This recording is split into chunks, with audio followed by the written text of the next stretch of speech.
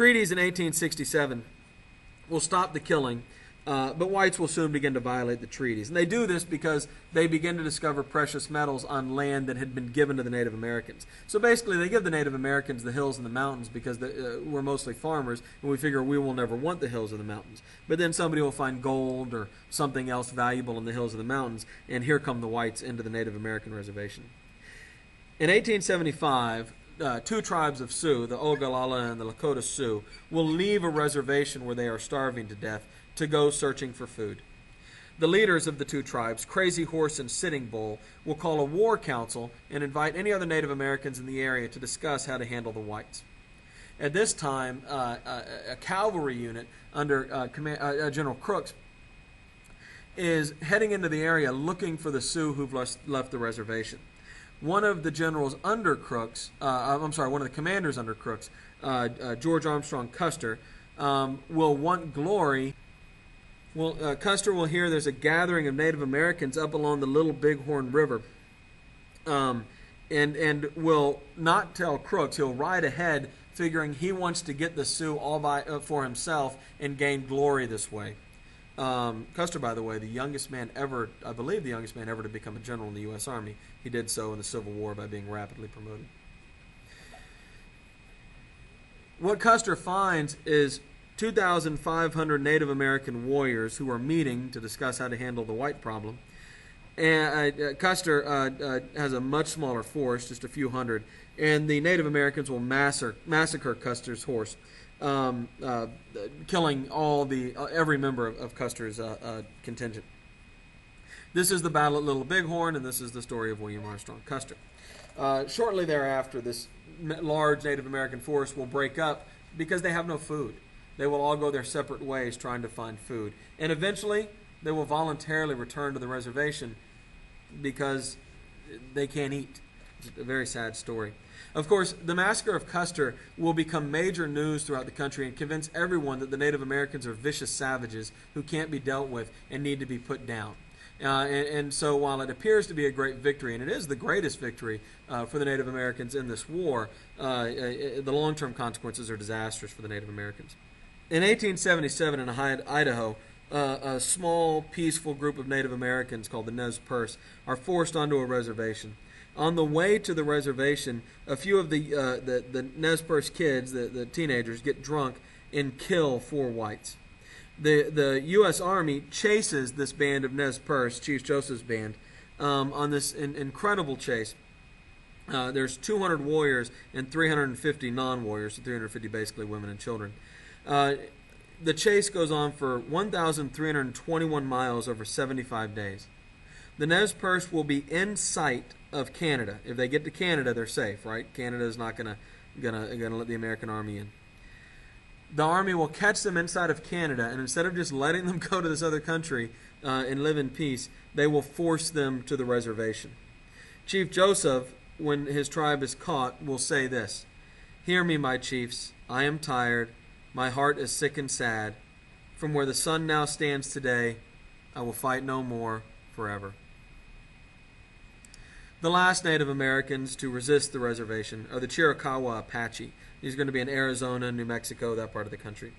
This is the last organized resistance. The first great chief of the Chiricahua Apache during this period is Mangus. He's murdered by whites who call a fake peace treaty session and then kill him when he shows up. Cochise takes over and agrees to go to the reservation, but dies before the Apache go there in 1874.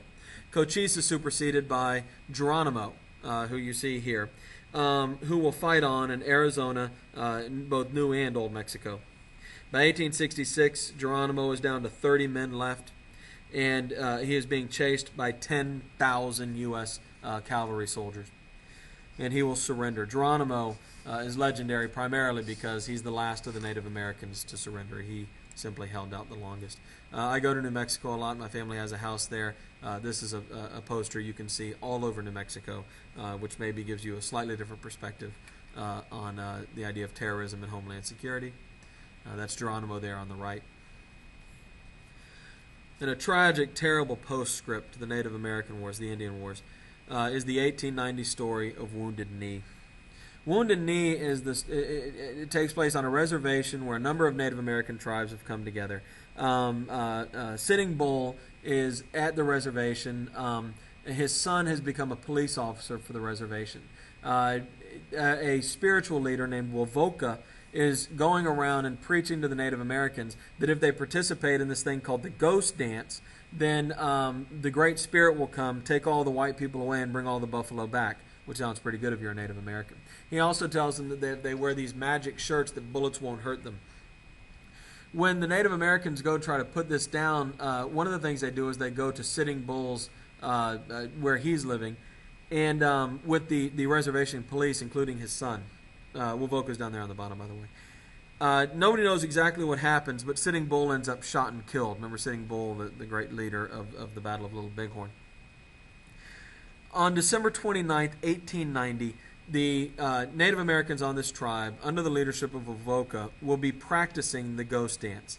A group of American soldiers will ride up on them, see them dancing. They're largely unarmed, and will set up one of the early machine guns and will open fire on the ghost dancers and massacre these Native Americans in the snow along this creek called Wounded Knee. 20 Medals of Honor, the highest award we give in our military, are awarded to the cavalrymen at Wounded Knee. There's a little poem on this picture of them.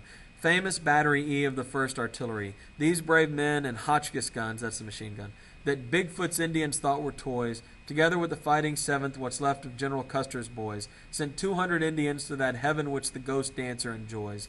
This checks the Indian noise, and General Miles with staff returned to Illinois.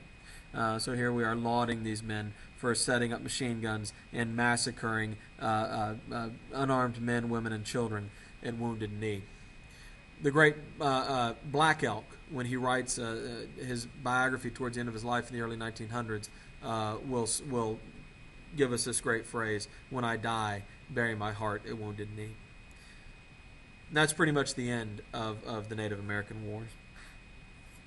The Dawes Act will be an attempt by whites in 1887 to sever the Native Americans from their land. That's why it's called the Dawes Severalty Act. They are trying to destroy once and for all the entire basis of the Native American life.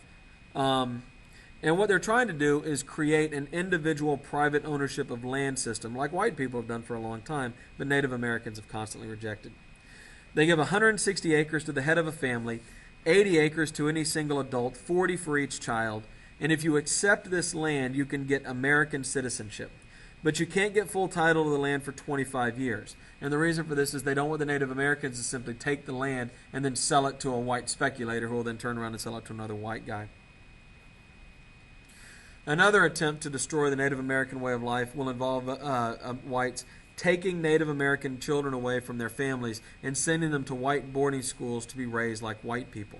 In these boarding schools, Native American religions were completely forbidden, and the students were taught Christianity. Enforcement was incredibly crooked, and the whole program was soon abandoned. Of the Dawes Severalty Act.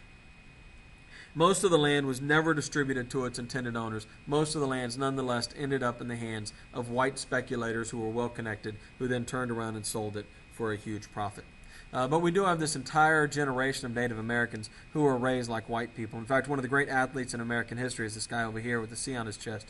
That's Jim Thorpe of the Carlisle Indian School, who will become a star in a number of sports, including baseball, football, and the Olympics.